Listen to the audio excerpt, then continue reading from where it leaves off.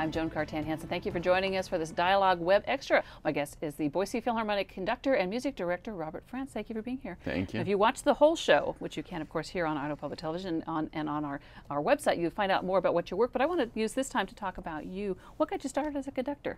Well, I started as a musician quite by accident in elementary school, and it was just one day, teacher came around and said, "Hey, do you want to play an instrument?" And I'm like, "Sure, why not? Everyone else is." And she says, "Well, what do you want to play?" And I said, "I don't know." She held my hands up to the window. She said, "These are the hands of a great cellist." And I said, "Really?" And so I went home that night and I said to my parents, I said, "Look." And they're like, "What?" I said, "These are the hands of a great cellist." And they said, "What does that mean?" I said, "I don't know." So I brought the cello home. She taught me how to make a sound on it. And I remember I sat for 4 hours and I just kept making sounds on the cello. And I went downstairs afterwards and I said to my parents, "I'm going to be a musician for the rest of my life." At which point they said, "That's cute, Bobby." Well, and little did they know. Yeah, exactly. And then you started on the oboe. I did. We moved to a city where there was no strings in the schools, and so I switched to oboe. And then I went to college to do a degree in oboe. And halfway through, I decided to take a conducting course just to see what it was like. And I remember the first day I stood up, it was the beginning of Beethoven's Second Symphony, and I went, ta-da, T. And at that moment, I was like, I know, I'm meant to be a conductor. Do you have a conductor that you emulate? Is there a hero or a mentor? I wouldn't say that there is one. There are lots of conductors out there who have inspired me over the years, or who I see their work and I think, wow, that's really an incredible thing. But being a conductor, like being any artist, is about finding your own voice. And perhaps as a conductor, even more important that you find your own voice. So for me, imitating this conductor or that for a while was a good way to get started, but what really got me changed and what really helped me to become a conductor was to start working with a teacher who helped me explore and understand my own body and myself so that I could figure out what my voice was as a conductor. And that's the key. It's about being honest and about being sincere with what it is that you're doing. Is there a favorite type of music you like?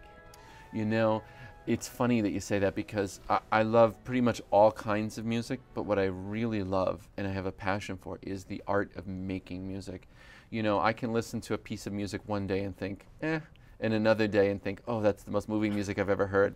But I can tell you, honestly, that every time I get up on the podium to make music, it feels like a really special event is occurring. That there's something about the act of making music, this communal sort of creative, connective process that is really, it feeds my soul. It's who I am. I always wonder, when you look at a score, Mm-hmm. can you hear that in your head? Yes, and so when I learn a score, I tend to do it in silence, and I sit and I look at the score and I go over the lines little by little until the sounds start to ring in my head, and then all of a sudden it'll start to come to life. And that's sort of the process. Now that wasn't always the way it was, and I'm always still learning how to hear scores faster and better and more completely, but it's definitely a process that you go through as a conductor because you want to be able to imagine in your mind how you think the music should sound. Because with that in your mind, when you stand in front of the orchestra to work with them, then you can begin the process of putting the piece together, and it's not all like a completely new idea. You take that idea that you have in your mind, and you take the ideas that the musicians are presenting you with, and you sort of reconcile them. You put them together in a way that makes sense. Is this a skill you learn in college, or is this a gift you're born with? Maybe neither. You learn the basic steps of, well, maybe you're born with part of this, but you learn the basic steps of how to learn a score, and then you just practice and you develop your own way of doing it. I mean, it's really, everybody that I know, so many conductors, and every one of us have a different approach to how we do it. It's really a very kind of a unique thing. And the interesting thing about it is, you imagine in most communities there aren't more than 2 or 3 or 4 conductors, professional conductors in that community. So it's not like there's a big band of brothers that we all get together and compare what we're doing. You find your way. Is there a genre or a type of music you just don't like? You know, I don't like music if it's too loud, if it actually hurts my ears, for sure. I mean, it doesn't make the genre, but for sure that. And I tell you that sometimes if I'm at a performance or I'm hearing music that I feel like doesn't really connect to the human being, or that is written by a composer that doesn't really feel connected to me, I lose interest pretty quickly. Is there a favorite piece that you conduct? There's not, and that's truthful. I'm completely honest with you when I say that. Whatever I'm working on is my favorite at the time, because I feel like my role and my job in life is to present the best performance of a piece that I can, and that I need to take my personal feelings of whether I like the piece or dislike the piece out of the equation, so the audience gets a fair shot at hearing the piece just as they would like to hear it. And as a conductor, we see you performing. That's Yes. but most of your job is behind the scenes, Right. working it out. Is there a part of your job that's not the best part. Well, yeah, there's budgeting. We have to go through the Yeah, budgeting okay, process. everybody can agree on that. There Right? is. I mean, not many parts, but there are sort of day-to-day kind of duties. And, I work with multiple orchestras. So what happens is that no matter where I am, I can't just focus on the task at hand. I've got on my BlackBerry emails coming in from multiple states and multiple orchestras with issues that have to be resolved. None of them bad, but every once in a while they'll converge into a mass of issues all at once. And then, then it gets a little harried. Now, you're working with 3 different organizations. Four. 4 different organizations. 4 this year, yes. At some point, do you want to just stay in one place and do one thing?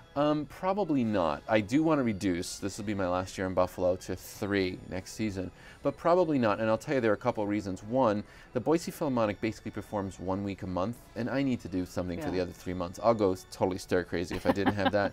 2, it inspires me and it sort of connects up what I do in other orchestras so that I could maybe experience something for the first time in Houston and bring it to Boise, or experience something for the first time in Boise and bring it to Mansfield or whatever. And so there's a lot of cross-pollination that occurs between the orchestras, between composers, between soloists, and I'll bring similar soloists and composers to different orchestras.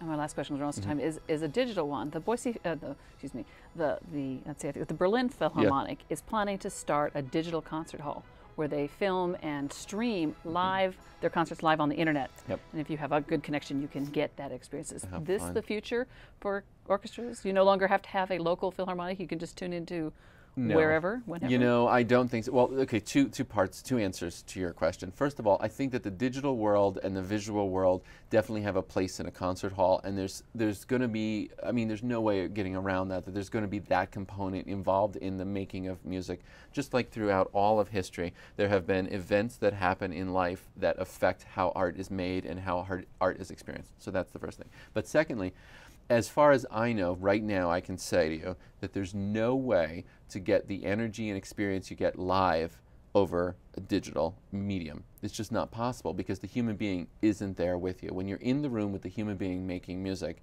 that is a very unique experience that to date, as far as I know, cannot be replicated. Well, it's better in an interview too. Yes. To have the human being there. Thank you very much. I appreciate it. Thanks for joining us for this Dialogue Web Extra.